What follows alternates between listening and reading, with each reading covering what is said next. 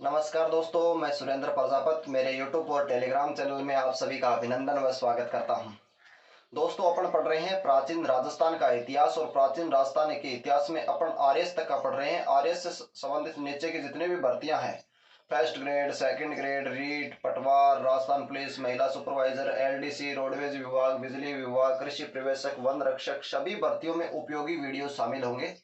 आप साथ साथ में नोट्स बनाते रहिए और मेरे टेलीग्राम चैनल को ज्वाइन कर लीजिए। नोट्स रफ में बनाते हैं, उसके बाद में फिर में आप व्हाइट पेज वाला रजिस्टर काम में लें ताकि अच्छा रहेगा। दोस्तों, अब तक अपन ने पढ़ लिया है प्राचीन राजस्थान का इतिहास में पुरातात्विक स्थल पढ़ा है, राजस्थान इतिहास का परिचय पढ़ा है और इसके बाद में अपन ने सिक्के पढ़े हैं। सिक्कों के अध्ययन को न्यूमिस्मेटिक्स कहा जाता है। उसके बाद में अपन शिलालेख शुरू कर रखे हैं, शिलालेख, अभिलेख या प्रशस्ति शुरू कर रखी हैं। यानी शिलालेखों के अध्ययन को क्या कहा जाता है? एपिग्राफी कहा जाता है। कल अपन ने पढ़ा था चीरवा अभिलेख और बीकानेर प्रशस्ति के बारे में भी अपन जाना था। समीदेश्वर मंदिर प्रशस्ति के बारे में भी अपन ने पढ़ा था। आज जो अपन शुरू करने जा रहे हैं वो है नेमिनाथ प्रशस्ति। ध्यान रहे, कौन सी प्रशस्ति की बात कर रहे हैं? नेमिनाथ, नेमिनाथ प्रशस्ति। दोस्तों, नेमिनाथ प्रशस्ति की अपन यदि बात करते हैं तो ये 1230 ईस्वी की है। कब की है? 1230 ईस्वी की मानी गई है नेमिनाथ प्रशस्ति। नेमिनाथ प्रशस्ति की सबसे पहले अपन बेसिक बात करते हैं कि नेमिनाथ प्रशस्ति का स्थान यदि देखें तो आबू सिरोही यानी माउंट आबू कह सकते हैं। आबू सिरोही के अंदर ये प्रशस्ति मिली है। नेमिनाथ मंदिर या लूण वसई मंदिर पर यह प्रशस्ति अपने को लिखी हुई मिलती है। इसमें यदि दोस्तों अपन बात करें नेमिनाथ प्रशस्ति के बारे में तो कह सकते हैं कि इसका निर्माण तेजपाल सिंह द्वारा किया गया था और यहाँ पर इसकी भाषा जो मिलती है दोस्तों, ये संस्कृत भाषा का उल्लेख मिलता है। यहीं से यदि जानकारी की उल्लेखना यदि अपन देखना चाहें तो परमाणु व परमार जाति व वास्तुपाल और तेजपाल जाति का उल्लेख मिलता है। दोस्तों, परमार जो जाति रहा करती थी उसके बारे में अपन ये कह सकते हैं कि ये जो रहती थी ये आबू क्षेत्र में, मालवा क्षेत्र में और मारवाड़ क्षेत्र में और गुजरात के कुछ क्षेत्र में यहाँ पर परमार जाति का उल्लेख मिलता है। इस प्रशस्ति के अनुसार इसमें तेजपाल और वास्तुपाल के वंशजों का भी उल्लेख मिलता है। ऐसी जानकारी नेमिनाथ प्रशस्ति से प्राप्त होती है। नेमिनाथ प्रशस्ति में यह भी जानकारी मिलती है कि नेमिनाथ प्रशस्ति का जो लूण वसई मंदिर है इसके रचनाकार सोमेश्वर जी हुए थे और इसके प्रशस्तिकार चंडेश्वर जी हुए थे और इस पर लिखने लगाने वाले जो लेखक थे या इस पर चिपकाने वाले जो लेखक थे वो विजय सेन सूरी का नाम है मिलता है। दोस्तों, इसमें दोस्तों अपन ज्यादा जानकारी नहीं पढ़ते।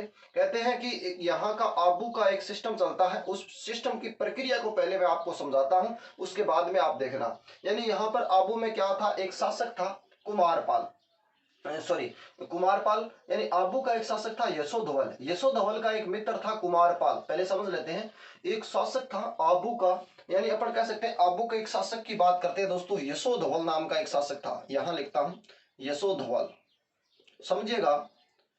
यशोधवल ये शासक था दोस्तों आबू का। कहां का शासक था? आबू का शासक था यशोधवल। अब उल्लेखना ये मिलती है कि इसका एक मित्र था, आप समझिएगा, मित्र था और मित्र का नाम है दोस्तों कुमारपाल। क्या नाम है? कुमारपाल। इसका एक मित्र है, उसका मित्र का क्या नाम है? कुमारपाल। सारी चीज को अवलोकन में देखिए। अब मालवा का एक शासक है, उसका नाम है बलाल, यानी मालवा यहां पड़ता है दोस्तों, अपन इधर मान लेते हैं मालवा। मालवा का एक शासक है, उसका नाम है बलाल। बलाल, ये जो बलाल है ये दुश्मन है किसका? कुमारपाल का। यानी कुमारपाल और बलाल की बिल्कुल ही घुलमिल है। ठीक है। अब ये इसका मित्र है। अब मित्र मित्र से बात करता है तो बोला इसको, यार ये मेरे को परेशान करता है बार बार में। अब यशोधवल ने क्या किया? बलाल को मार दिया, बलाल को मार दिया। अब इनकी मित्रता और गहरी पक्की हो जाती है, इनकी मित्रता और गहरी पक्की हो जाती है। अब उल्लेख मिलता है कि जो यशोधवल है, यशोधवल के दो पुत्र होते हैं, धारावर्ष और प्रहलादन देव। यानी यशोधवल की बात करते हैं तो यशोधवल के दो पुत्र हैं। कितने पुत्र हैं? दो पुत्र। दोनों पुत्रों की अवलोकन की यदि बात करें, एक का नाम है धारावर्ष। क्या नाम है? धारावर्ष। और एक का नाम है प्रहलादन देव। क्या नाम है? प्रहलादन, प्रहलादन देव। अब दोस्तों ध्यान रहे आपको, ये दो बेटा किंग है, यशोधवल का है। लेकिन इसमें क्या होता है कि जो धारावर्ष है ये बनता है पराक्रमी शासक, पराक्रमी राजा बनता है, पराक्रमी राजा बनता है या पराक्रमी शासक बनता है, और ये बनता है एक बड़ा विद्वान। क्या बनता है? बड़ा विद्वान बनता है। अब देखते रहना, ये जो पराक्रमी शासक है धारावर्ष, इसका एक पुत्र होता है, उसका नाम है सोम सिंह। यानी इसका एक पुत्र है, पुत्र का नाम है दोस्तों, अगला राजा बनता है सोम सिंह। कौन है? सोम सिंह। इस क्रम को आप समझ लेना, बार बार में आपको समझने की जरूरत नहीं होगी। सोम सिंह, सोम सिंह के समय एक मंत्री था, मंत्री का नाम था तेजपाल। सोम सिंह के समय एक मंत्री था, कौन था दोस्तों? मंत्री। तीर के निशान को समझते रहना, मंत्री था, मंत्री का क्या नाम था? तेजपाल। सोम सिंह के समय एक मंत्री था, मंत्री का नाम क्या था? तेजपाल। तेजपाल वास्तुपाल का छोटा भाई था, यानी ये कह सकते हैं वास्तुपाल का छोटा भाई। वास्तुपाल का छोटा भाई कौन था दोस्तों? तेजपाल। और तेजपाल किसका मंत्री था? सोम सिंह का मंत्री था। समझ में आ रही है बात यहां तक? अब जो तेजपाल तो था, तेजपाल का पुत्र था लूण सिंह। तेजपाल का पुत्र था लूण सिंह। तेजपाल की जो पत्नी थी, पत्नी का नाम था अनुपमा देवी। यानी इसकी जो पत्नी है दोस्तों, यानी क्या है? पत्नी की यदि बात करते हैं तो पत्नी मिलती है अनुपमा देवी। अनुपमा, अनुपमा देवी इसकी क्या है? पत्नी है। अब पत्नी और इसका जो पुत्र है, इसका पुत्र है, पुत्र का नाम है दोस्तों लूण, लूण वसई। यानी अपन कह सकते हैं इसका पुत्र का नाम है लूण सिंह, मान लेते हैं। क्या नाम है पुत्र का? लूण सिंह। लूण सिंह। तो ये बात आप यहां तक की इतनी बात ध्यान रखें, तेजपाल की पत्नी का नाम अनुपमा देवी, पुत्र का नाम लूण सिंह। अब इन्हीं के नाम पर एक, यानी अपने पुत्र या पत्नी के नाम पर एक मंदिर बनवाता है, लाखों करोड़ों रुपए लगाकर एक मंदिर बनाता है। उस मंदिर का नाम रखता है लूण वसई मंदिर, या नेमिनाथ मंदिर, या फिर तेजपाल मंदिर, या फिर वास्तुपाल मंदिर उस मंदिर को कहा जाता है। यानी इन्हीं की स्मृति मान लो, या इन्हीं की याद में मान लो, अपन लिख देते हैं स्मृति मान लो। स्मृति में एक मंदिर बनवाता है। क्या बनाता है? मंदिर बनाता है। दोस्तों इस मंदिर को क्या क्या कहा जाता है, ये नाम देख लेते हैं। यानी इसने एक मंदिर बनाया अपने पुत्र की याद में, लूण वसई, लूण वसई मंदिर कहा गया। इसे क्या कहा गया? लूण वसई मंदिर। इसे तेजपाल मंदिर कहा गया। क्या कहा गया? तेजपाल मंदिर। और इसे वास्तुपाल मंदिर कहा गया। क्या कहा गया? वास्तुपाल मंदिर। और इसी मंदिर को क्या कहा गया? नेमिनाथ मंदिर कहा गया। क्या कहा गया? नेमिनाथ मंदिर भी कहा गया। ये नाम सब कहते हैं लाखों करोड़ों रुपया लगा के लूण वसई मंदिर का निर्माण इसने किया था। ये नाम मंदिरों के अलग अलग मिलते हैं अपने को, ये नाम सारे एक ही हैं, एक ही मंदिर के अलग अलग नाम है। लाखों करोड़ों रुपया लगा के मंदिर का निर्माण तेजपाल सिंह जी ने करवाया। अब यहाँ पर करोड़ी, इसकी रचना किसने की थी और प्रशस्तिकार कौन था? दोस्तों अब यहाँ की इसकी रचना और प्रशस्तिकार अपन देखते हैं। यानी आपको यहां तक की बात समझ में आई होगी। मैं इसकी रचना और प्रशस्तिकार की यदि चर्चा करता हूं तो इसकी रचना जो करता है दोस्तों, इसकी रचना कौन करता है मैं यहां ही लिख देता हूं। रचना करने वाला एक आदमी था, उसका नाम था सोमेश्वर। क्या नाम था? सोमेश्वर। सोमेश्वर। अब दोस्तों इसका प्रशस्तिकार कौन था? प्रशस्तिकार, प्रशस्तिकार दोस्तों था चंडेश्वर। कौन था? चंडेश्वर। प्रशस्तिकार कौन था? चंडेश्वर। अब दोस्तों लगाने वाला कौन था? यह पत्थर लगाने वाला, लगाने वाले की बात अपन करते हैं तो विजय सेन सूरी का नाम आता है। विजय सेन सूरी। तो दोस्तों ये जो चीजें अपने को मिलती है, इनमें आप तीर के निशान की तरफ थोड़ा सा ध्यान दीजिएगा। तीर के निशान की तरफ से आपको समझ में आएगा। तो मैं एक बार फिर से आपको इस चीज के बारे में बताता हूँ। घनी बड़ी बात नहीं है, सिर्फ समझने की बात है। नेमिनाथ प्रशस्ति, अभी आपका सॉल्यूशन दूर। नेमिनाथ प्रशस्ति 1230 ईस्वी की है। ये आबू से, माउंट आबू सिरोही से अपन कह सकते हैं 1230 ईस्वी की प्रशस्ति है। इस प्रशस्ति के अंदर अपन कह सकते हैं परमार और तेजपाल और वास्तुपाल के वंशजों का वर्णन मिलता है। बस मोटा मोटी बात ये यहाँ पर कंप्लीट होती है। इस प्रशस्ति का निर्माण या यहाँ के मंदिर का निर्माण तेजपाल द्वारा करवाने का उल्लेख मिलता है। अब दोस्तों एक बात समझिएगा कि यहाँ पर एक यशोधवल नाम का आबू के अंदर एक राजा था। यशोधवल नाम का आबू के अंदर एक राजा था। राजा का एक पुत्र, राजा का दो पुत्र हुआ करते थे। राजा के कितने पुत्र थे? दो पुत्र थे। अब यशोधवल राजा का एक मित्र था, उस मित्र का नाम था कुमारपाल, या दोस्त था या फ्रेंड था, जो भी मानो ये मान लेते हैं। इस कुमारपाल का भयंकर दुश्मन था कौन? मालवा का राजा बलाल। मालवा का राजा बलाल। अब इस मित्र ने यशोधवल को कहा तो यशोधवल ने बलाल को क्या कर दिया दोस्तों, मार दिया। अब मारने के बाद में उल्लेख मिलता है कि यशोधवल के दो पुत्रों का उल्लेख मिलता है, एक तो धारावर्ष, दूसरा प्रहलादन देव।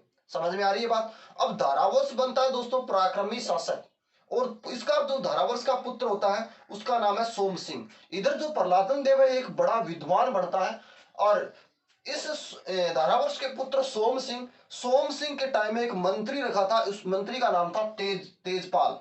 मंत्री का क्या नाम था, तेजपाल। ये जो तेजपाल है ये वास्तुपाल का छोटा भाई है। तेजपाल है जो वास्तुपाल का छोटा भाई है, और इसकी पत्नी का नाम है अनुपमा देवी, और इसके पुत्र का नाम है लूण सिंह। इसने अपने पुत्र और पत्नी के लिए एक मंदिर का निर्माण करवाया। उस मंदिर का नाम लिखा लूण वसई मंदिर। उसी मंदिर को कहा गया तेजपाल मंदिर, उसी मंदिर को कहा गया वास्तुपाल मंदिर, उसी मंदिर को कहा गया नेमिनाथ मंदिर। इस मंदिर की रचना किसने की थी दोस्तों, यानी यहाँ प्रशस्ति की रचना किसने की थी, सोमेश्वर ने।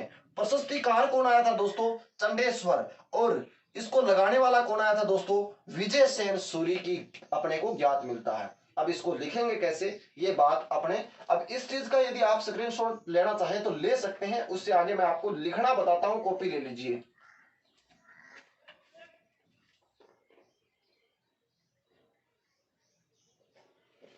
चलो दोस्तों चलते हैं, ले लिया हुआ स्क्रीनशॉट। अब इसको अपन लिखेंगे कैसे वो चीज देखते हैं।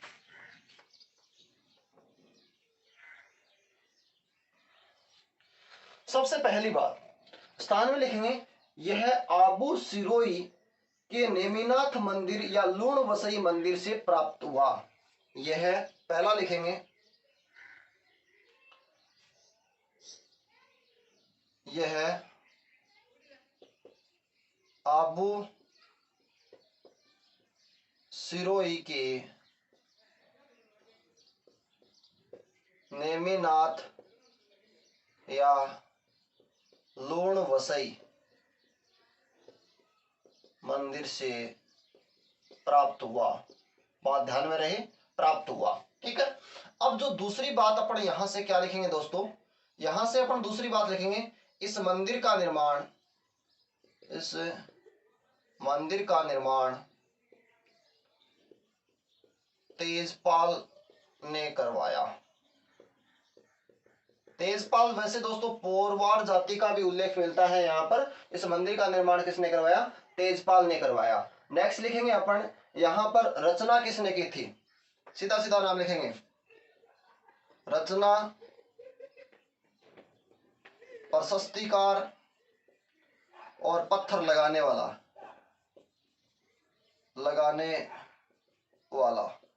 ध्यान रहे रचना करने वाला कौन सा दोस्तों, सोमेश्वर। रचना करने वाला कौन था, सोमेश्वर। प्रशस्तिकार कौन था, चंडेश्वर। और लगाने वाला कौन था, विजय सेन सूरी, विजय सेन सूरी। अब जो दोस्तों यहां से अपन जानकारी की यदि बात करें तो अपने को जो जानकारी मिलती है उसकी चर्चा करते हैं। जानकारी में अपन ये कहेंगे कि इसमें परमाणु तथा वास्तुपाल व तेजपाल के वंशजों का वर्णन, इसमें परमाणु तथा वास्तुपाल एवं तेजपाल के वंशजों का वर्णन मिलता है। एक बात इसमें और तरीके से इसी बात को लिख सकते हैं, लिखेंगे इसमें आबू, मारवाड़, मालवा, सिंध व गुजरात, इसमें आबू, मारवाड़, सिंध, मालवा व गुजरात के कुछ हिस्सों में परमाणु तथा, दूसरी बात में क्या कहेंगे, तथा अपने वास्तुपाल व तेजपाल के वंशजों का वर्णन मिलता है। परमाणु तथा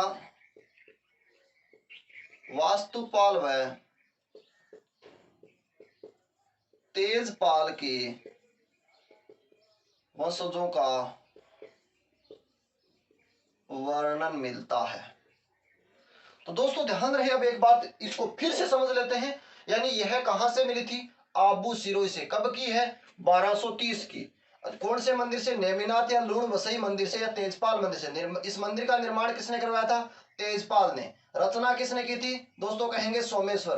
प्रशस्तिकार कौन है? दोस्तों कहेंगे चंडेश्वर। पत्थर को लगाने वाला कौन है? विजय सेन सूरी। ठीक है। अब जो इसमें किस जाति का? परमारों का, और दूसरा वास्तुपाल का, और तीसरा तेजपाल के वंशजों का वर्णन मिलता है। और अपन कह सकते हैं ये जाति कहां हुआ करती थी? आबू, मारवाड़, सिंध, मालवा, गुजरात के कुछ हिस्से में परमार तथा वास्तुपाल और तेजपाल के वंशजों का भी यहाँ पर क्या मिलता है? वर्णन मिलता है। दोस्तों ऐसी जानकारी हमें यहाँ से मिलती है, इसको नोट कर लीजिएगा और स्क्रीनशॉट लीजिए और आगे बढ़ते हैं।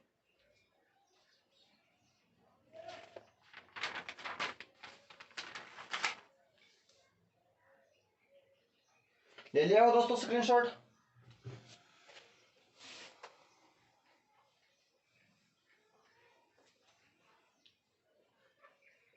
आगे चलते हैं अगली प्रशस्ति की ओर। दोस्तों जो अगली जो प्रशस्ति आ रही है अपने पास में, उसकी यदि बात करते हैं तो वो है बड़वा।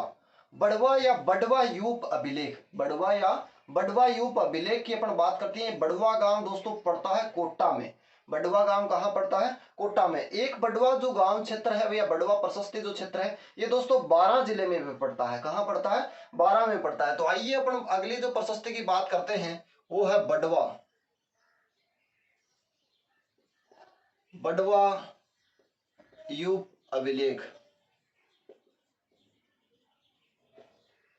बड़वा यूप अभिलेख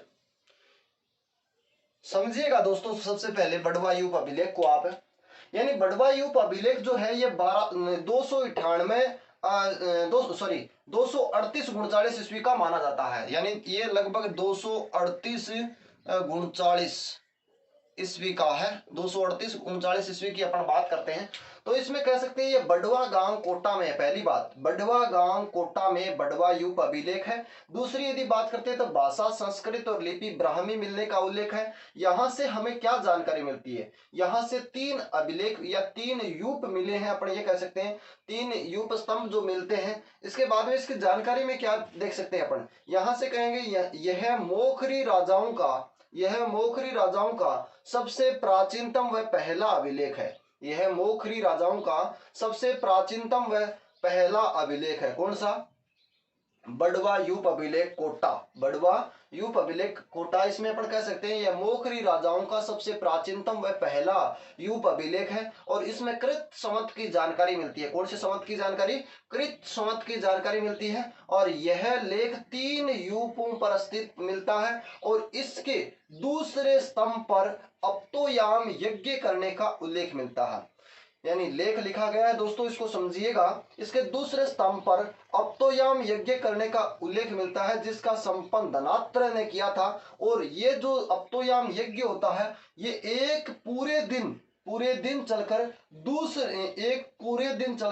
दूसरे दिन तक चलता है। यानी पूरे दिन चलकर दूसरे दिन तक चलने वाला यज्ञ है। इसमें अपन ये भी कह सकते हैं कि यहाँ पर प्रमुख शक्तिशाली जो होता है शासक, उसका नाम था बल, जिसने महासेनापति की उपाधि धारण की थी। यानी यहाँ पर बड़वा क्षेत्र की उल्लेख जानकारी मिलता है कि यहाँ पर एक महाशक्तिशाली शासक हुआ था जिसका नाम बल, और बल ने महासेनापति की उपाधि धारण की थी। और इसमें मोखरी महासेनापति के 3 पुत्रों के भी उल्लेख मिलता है। यानी जो राजा बल हुआ था उसके 3 पुत्रों के उल्लेख मिलता है। बलवर्धन, सोमवीर, बलवर्धन, सोमदेव और बल सिंह का उल्लेख भी यहाँ पर मिलता है, जिन्होंने त्रिरात्रों यज्ञ करने का भी इनकी भी संपादन किया था। ऐसी जानकारी भी मिलती है। 12 जिले में भी एक बड़वा यूप अभिलेख अपने को मिलता है। ऐसी जानकारी भी यहाँ से मिलती है। तो दोस्तों एक बात और ध्यान रहे, यज्ञ जो शब्द होता है, यानी यज्ञ, अप्तोयाम यज्ञ जो अपन ने पढ़ा है, यज्ञ जो शब्द होता है, यज्ञ के 3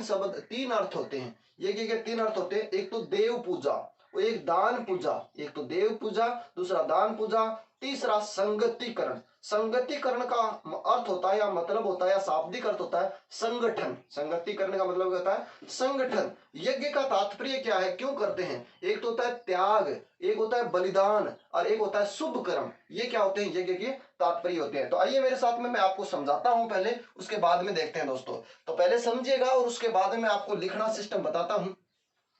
बडवा यूप अभिलेख, आपको ध्यान रहे दोस्तों, ये पड़ता है बडवा गांव में। कहां पड़ता है? बडवा गांव। दोस्तों बडवा गांव कहां पड़ता है? कोटा के अंदर पड़ता है। कहां पड़ता है?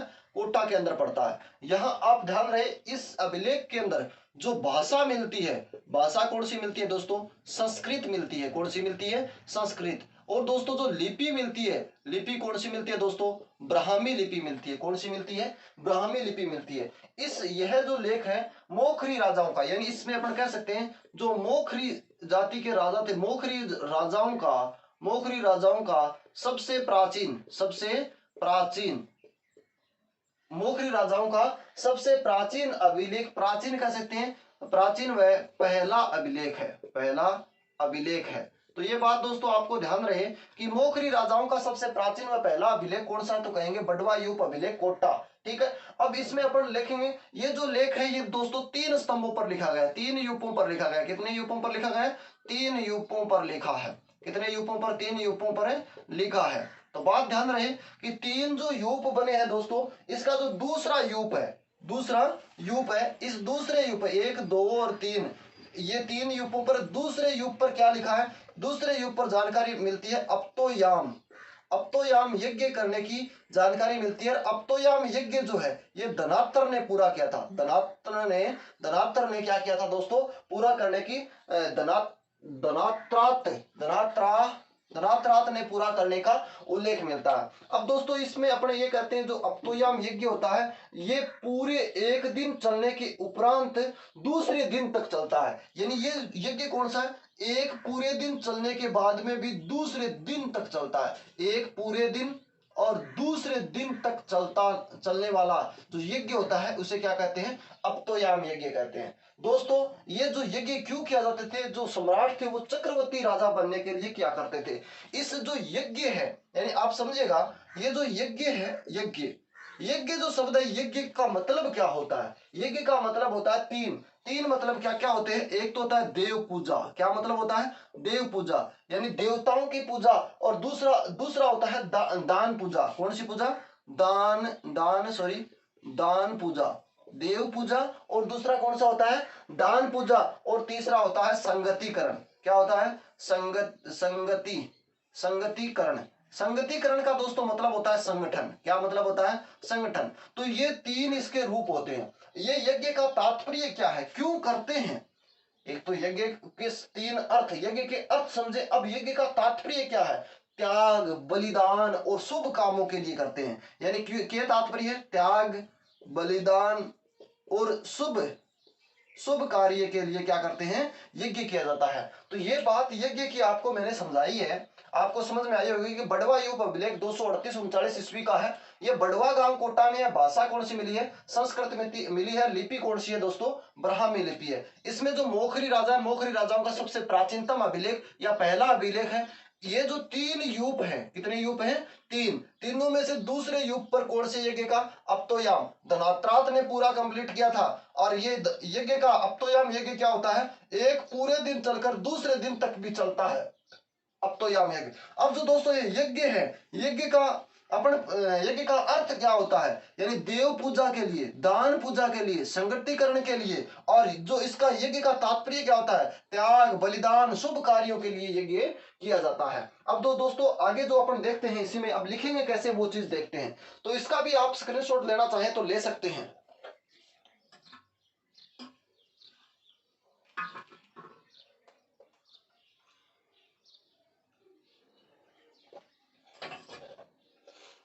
ले लिया हो दोस्तों स्क्रीनशॉट? आगे चलते हैं।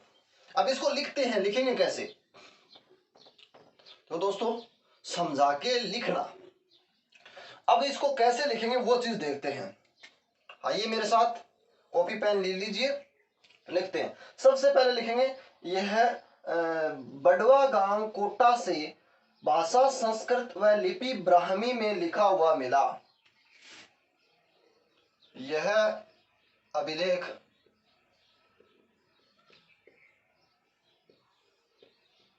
बड़वा गांव कोटा से भाषा संस्कृत व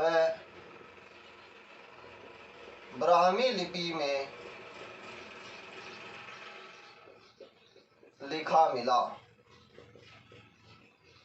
बस अब नेक्स्ट जो बात, एक बात तो अपने यहां तक ही कंप्लीट कर ले। नेक्स्ट बात में क्या लिखेंगे बड़वा युग अभिलेख में, यानी यह मोखरी राजाओं का सबसे प्राचीनतम व पहला अभिलेख है। यह मोखरी राजाओं का साथ साथ में लिखते रहे, सबसे प्राचीनतम व पहला अभिलेख है।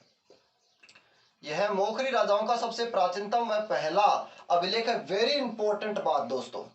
तीसरी बात की और चर्चा करते हैं। तीसरी बात, इसमें कृत संवत की जानकारी मिलती है। इसमें कृत संवत की जानकारी मिलती है। इसमें लिखा हुआ है दोस्तों कृत संवत 295 यानी कृत संवत की इसमें क्या मिलती है, जानकारी मिलती है। नेक्स्ट तो दोस्तों अपन क्या लिखेंगे, नेक्स्ट अपने पास में आएगा कि इसके दूसरे स्तंभ पर अप्तोयाम यज्ञ का उल्लेख मिलता है। नेक्स्ट यहां लिखते हैं, इसके यानी स्तंभ लिख देते हैं दोस्तों पहले। यह अभिलेख 3 यूपों पर लिखा है। यह अभिलेख 3 यूपों पर लिखा है। अब दोस्तों यहां लिखते हैं, इसके दूसरे यूप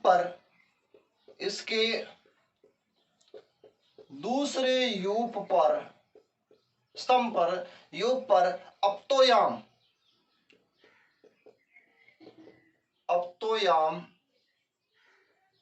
यज्ञ का उल्लेख मिलता है या उल्लेख है। ये जो अप्तोयाम यज्ञ ये दोस्तों किसने संपन्न किया था, धनत्रात, यानी अपन कह सकते हैं धनत्रात नामक का एक शासक था जिसने संपादित किया था, यानी धनात्र भी कह सकते हैं। धनत्रात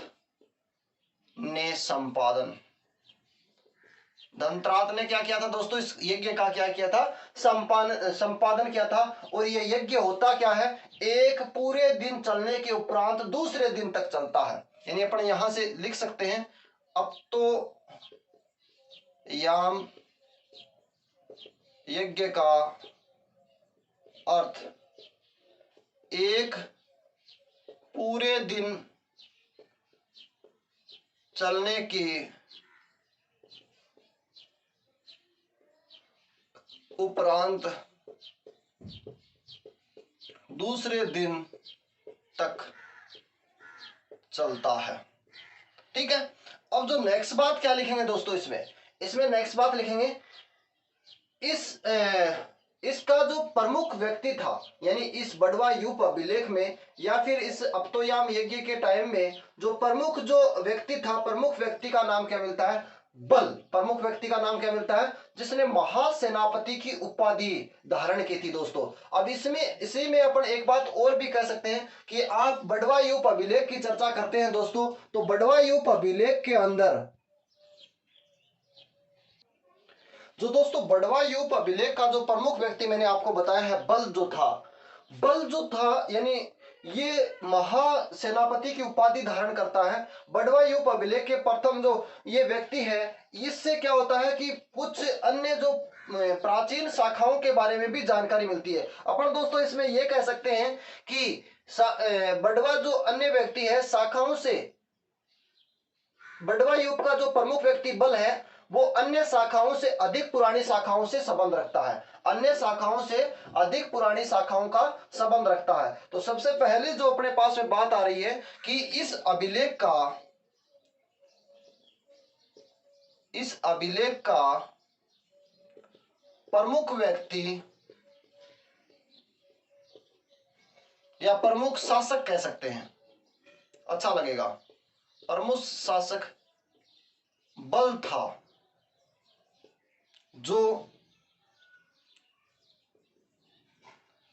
जिसने महासेनापति उपाधि धारण की, जिसने महासेनापति की उपाधि धारण की। अब जो महासेनापति की उपाधि इसने धारण तो कर ली, तो महासेनापति यानी ये बहुत बड़ा शासक बनता है, तेज बलवान था, इसके नाम से भी पता चलता है। अब इसमें जो मोखरी महासेनापति के जो 3 पुत्र हैं, अब इस राजा के जो 3 पुत्र हैं, बलवर्धन, सोमदेव और बलदेव, इन पुत्रों का यहाँ पर त्रिरात्रा यज्ञ करने का उल्लेख मिलता है, त्रिरात्रा यज्ञ करने का उल्लेख मिलता है। इसमें भी दोस्तों अपन कह सकते हैं, इसमें जो अपने को जानकारी जो मिलती है उसमें जो अन्य शाखाओं से अधिक पुरानी शाखाओं का संबंध रखता था, ये अन्य शाखाओं से अधिक पुरानी शाखाओं का संबंध रखता है। यानी बल का जो था वो अन्य शाखाओं की अपेक्षा अधिक से अधिक पुरानी शाखाओं से भी संबंध मिलता है या रखता था, ऐसी जानकारी भी हमें मिलती है। अब दोस्तों इसमें नेक्स्ट एक ही बात याद रहती है अपने पास में कि मोखरी महासेनापति के 3 पुत्रों, मोखरी महासेनापति के 3 पुत्र, यहां लिखता हूं, छोटे अक्षर में लिखता हूं, मोखरी महासेनापति के 3 पुत्रों, 3 पुत्र कौन है? एक का तो नाम है बलवर्धन,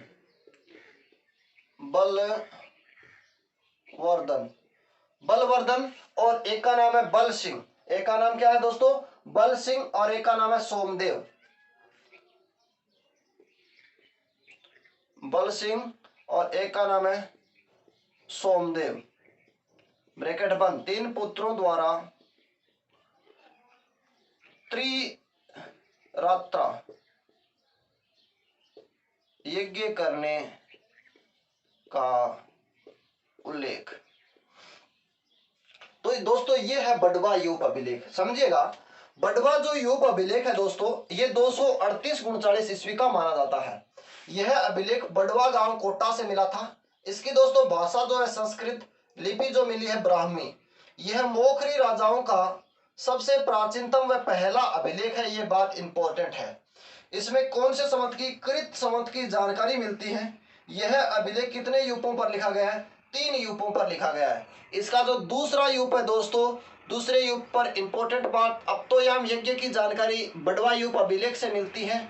और अप्तोयाम यज्ञ का अर्थ होता है एक पूरे दिन चलने के उपरांत दूसरे दिन तक चलने वाला यज्ञ। इस अभिलेख का प्रमुख व्यक्ति जो शासक था, उस व्यक्ति का नाम है बल, जिसने उपाधि धारण की थी, जिसकी उपाधि थी महासेनापति की उपाधि। क्या थी? महासेनापति उपाधि। अन्य शाखाओं से अधिक पुरानी शाखाओं से संबंध रहने वाला शासक कौन था? बल। और अन्य शाखाओं से अधिक पुरानी शाखाओं से संबंध कौन से यूप के अनुसार रखा जाता है? तो कहेंगे बडवा यूप के अनुसार। मोखरी जो राजा हुआ था, मोखरी राजा बल के 3 पुत्र हुए थे, बलवर्धन, बल सिंह, सोम सिंह। सोम सिंह के द्वारा यहाँ पर त्रिरात्रा यज्ञ करने का उल्लेख मिलता है, त्रिरात्रा यज्ञ करने की जानकारी मिलती है। इसका स्क्रीनशॉट लीजिए और आगे बढ़ते हैं दोस्तों।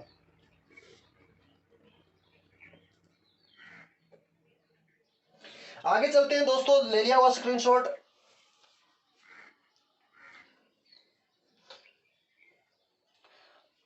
अगला जो अपने पास में अभिलेख आ रहा है वह नानसा आ रहा है। कौन सा आ रहा है?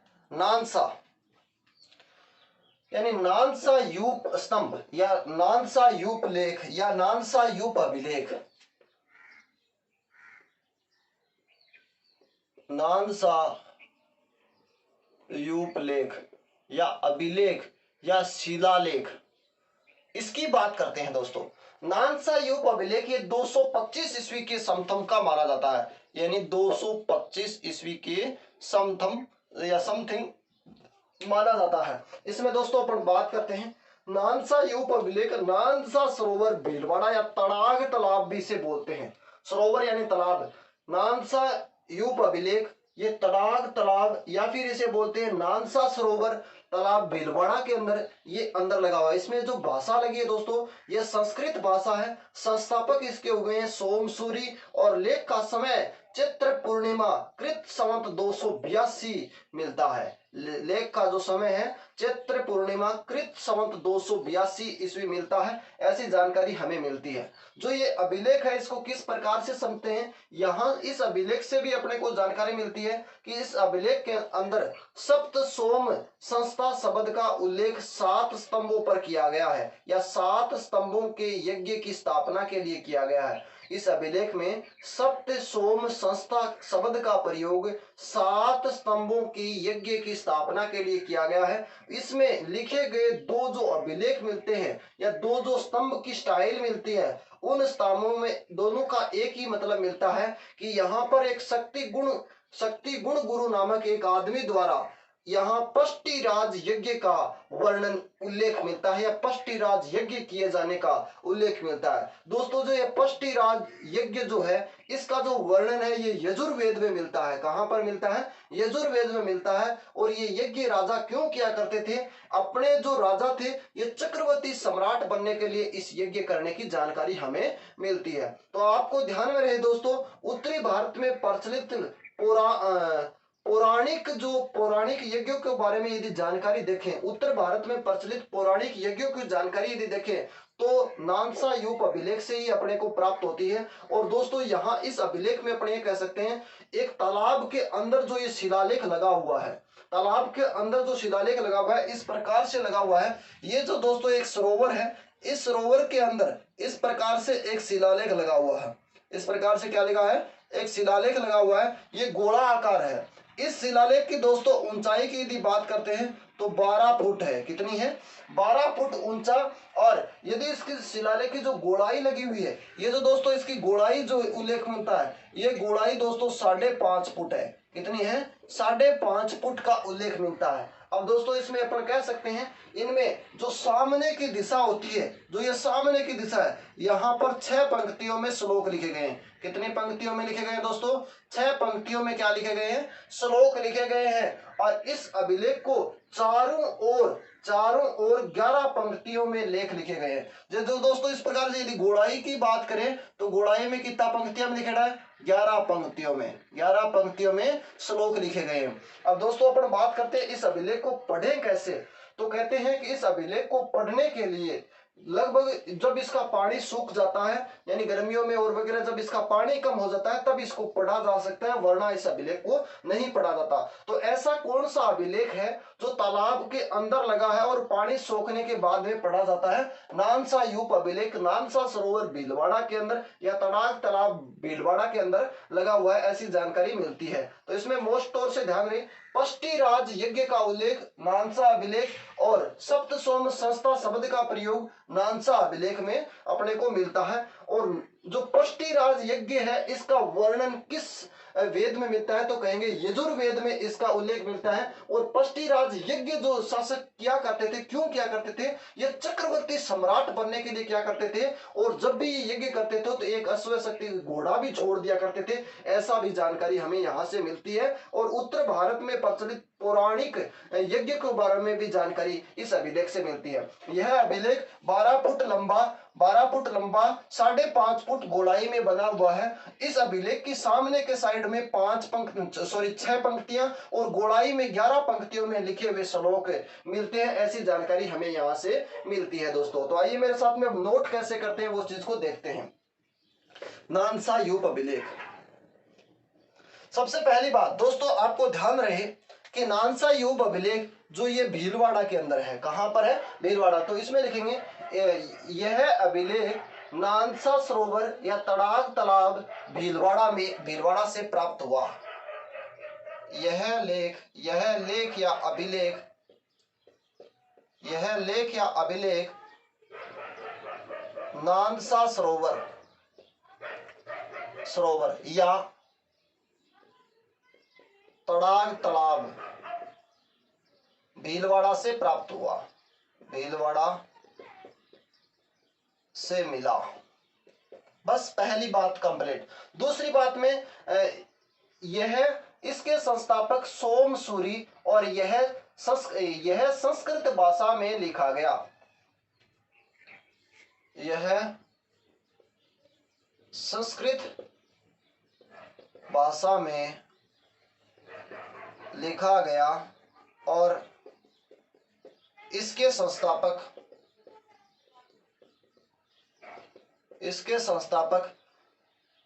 संस्थापक हुए हैं दोस्तों, उस संस्थापक का यदि नाम मिलता है तो सोमवार याद रखो, यानी सोमसूरी।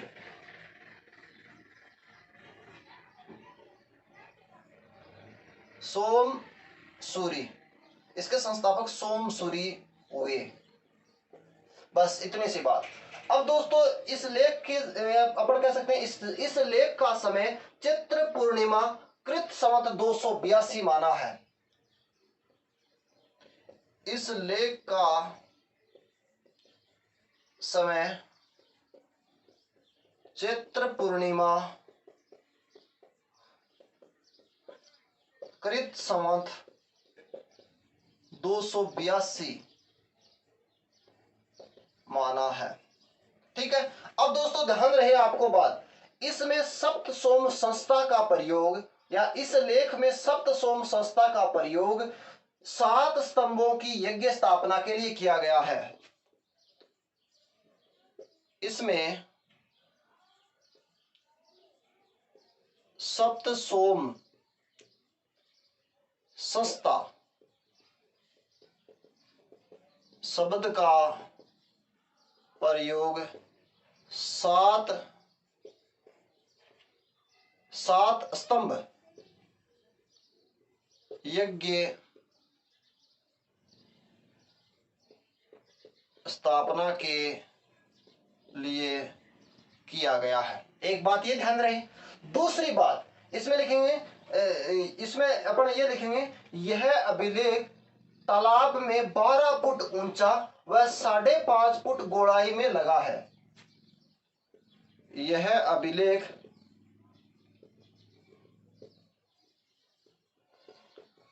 सरोवर में 12 फुट ऊंचा व 5.5 फुट गोलाई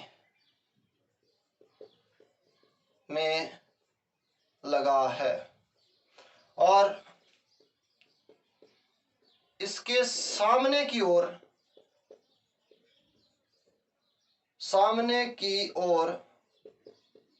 6 पंक्तियां तथा गोलाई में 11 पंक्तियों में श्लोक लिखे जाने की जानकारी मिलती है या है। ये बात आपको ध्यान रहे। नेक्स्ट बात, इसके दोनों लेखों का उद्देश्य है, दो हो गया नहीं, एक तो 6 पंक्तियों वाला और एक 11 पंक्तियों वाला। तो इसमें नेक्स्ट लिखेंगे, इसके दोनों लेखों का एक ही उद्देश्य है कि इसके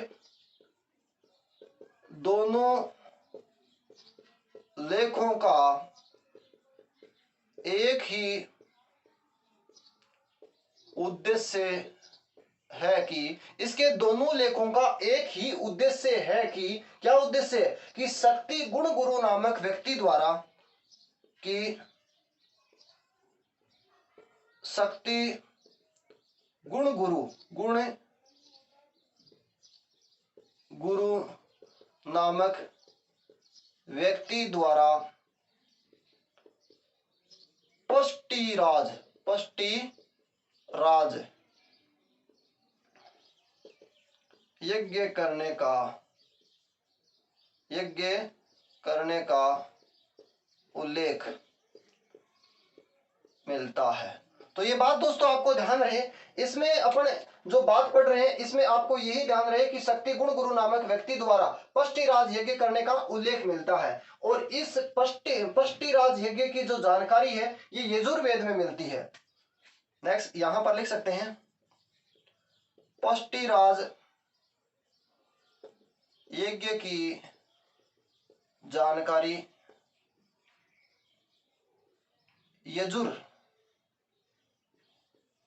यजुर्वेद में मिलती है। और ये यज्ञ क्यों किया जाता था?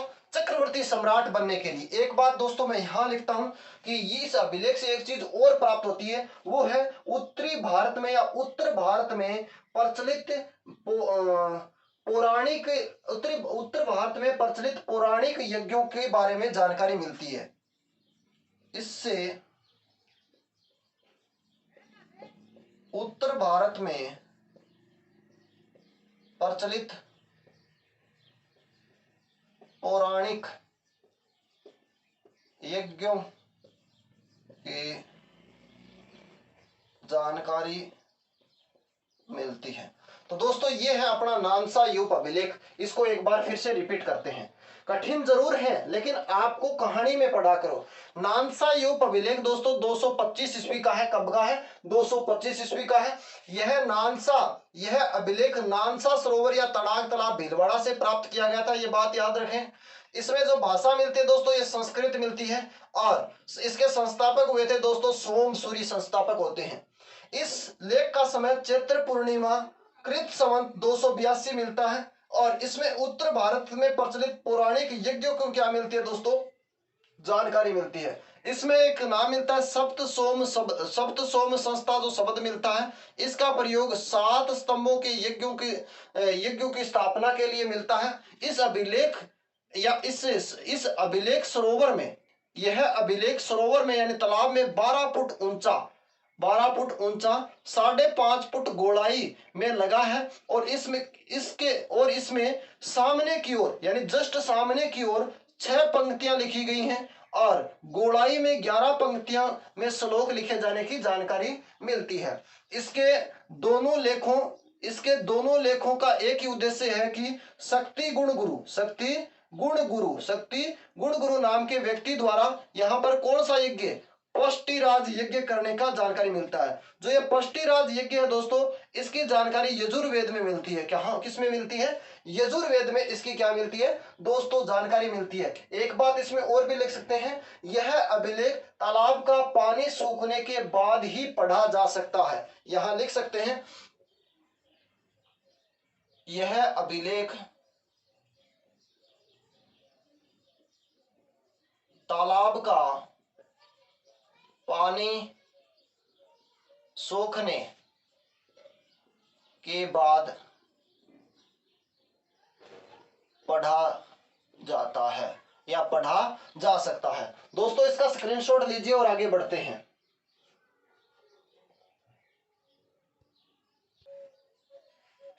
ले लिएगा दोस्तों स्क्रीनशॉट, आगे बढ़ते हैं। अगला जो देखते हैं दोस्तों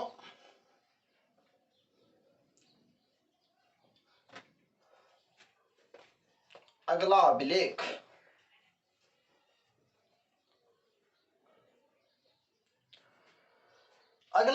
अपने पास में आता है दोस्तों 490 ईस्वी का भरमर माता अभिलेख। कौन सा अभिलेख आता है?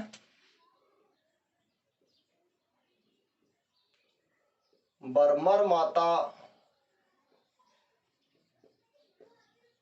अभिलेख कब का है? 490 ईस्वी का।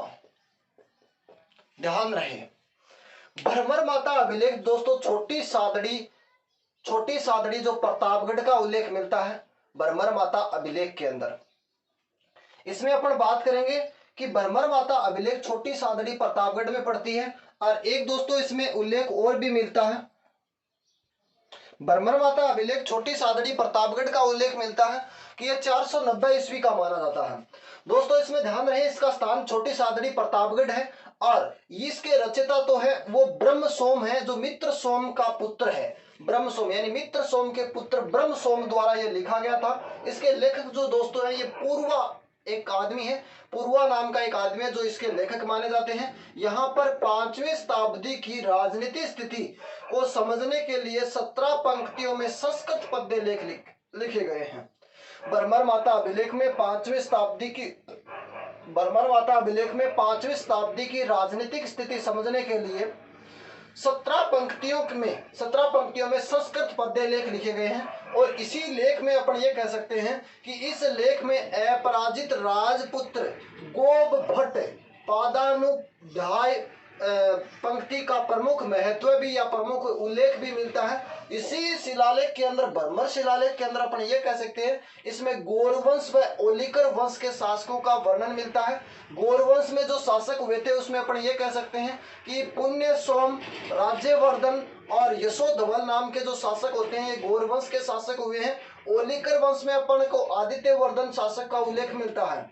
इसमें गौरवंश के शासकों द्वारा यहाँ पर माता मंदिर बनवाने का उल्लेख या जानकारी भी हमें यहाँ से मिलती है। और यहाँ पर जो माता मंदिर बनवाया गया था, ये जो मंदिर है ये धर्म शक्ति बढ़ाने के लिए, धर्म शक्ति का प्रतीक मानने के लिए इस मंदिर का निर्माण किया गया था। और इस यहाँ से इस शिलालेख में अपन एक बात और भी मिलती है कि मृत्यु के बाद ब्राह्मणों को दान देने की प्रथा की भी जानकारी मिलती है। तो आपको वेरी इंपॉर्टेंट बात ध्यान में रहे, भ्रमर माता अभिलेख अपन ये कह सकते हैं छोटी सादड़ी प्रतापगढ़ से मिला है। और इसके लेखक जो है ब्रह्मसोम, इसके रचयिता जो है ब्रह्मसोम, लेखक जो है पुरुआ।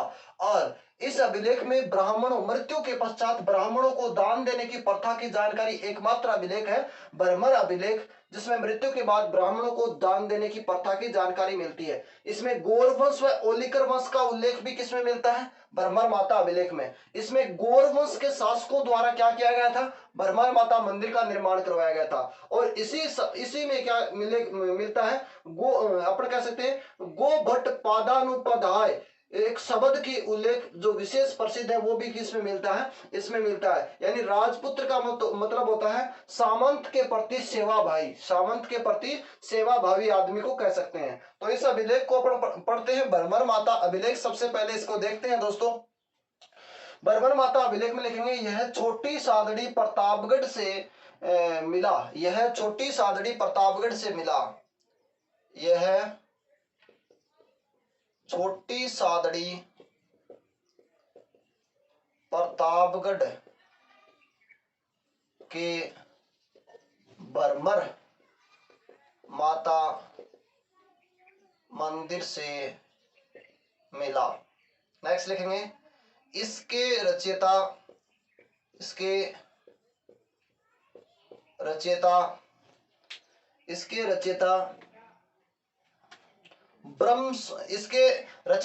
मित्र सोम के पुत्र ब्रह्मसोम, मित्र सोम के पुत्र ब्रह्मसोम, मित्र सोम के पुत्र ब्रह्मसोम तथा लेखक पूर्वा थे। लेखक कौन थे? पूर्वा थे। नेक्स्ट लिखेंगे 5वीं शताब्दी की राजनीतिक स्थिति समझने के लिए, 5वीं शताब्दी की राजनीतिक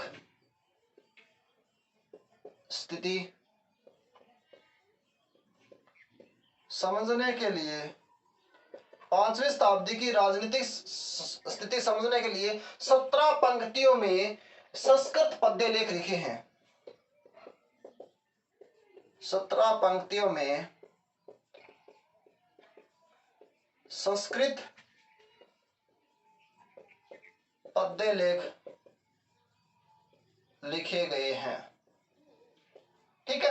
अब दूसरी बात आपको ध्यान रहे, दूसरी बात दोस्तों आपको क्या ध्यान रहेगी यहां से, इसमें गौरवंश व ओलिकर वंश के शासकों का उल्लेख है। इसमें गौरवंश व ओलिकर वंश के शासकों का उल्लेख मिलता है। दूसरी बात, गौरवंश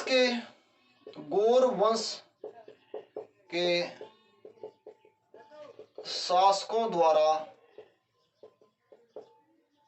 द्वारा भरमर माता मंदिर बनवाने की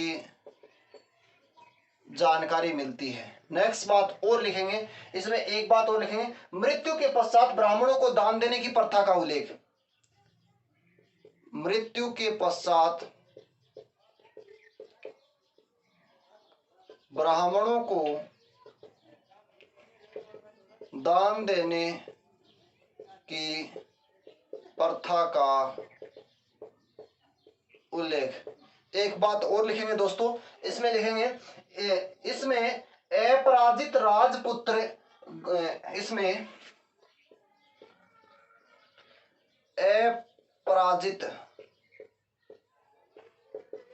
राजपुत्र, इसमें अपराजित राजपुत्र गोभट्ट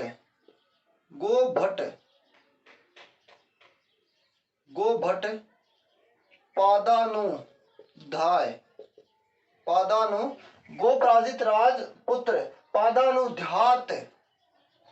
पादानुध्यात जो शब्द लिखा गया है या पंक्ति लिखी गई है, पंक्ति का प्रमुख महत्व है। गोभट्ट पादानुध्यात पंक्ति का प्रमुख उद्देश्य है, प्रमुख उल्लेख है, पंक्ति प्रमुख है, ऐसे लिखेंगे, प्रमुख है या पंक्ति का प्रमुख महत्व है, एक ही बात है।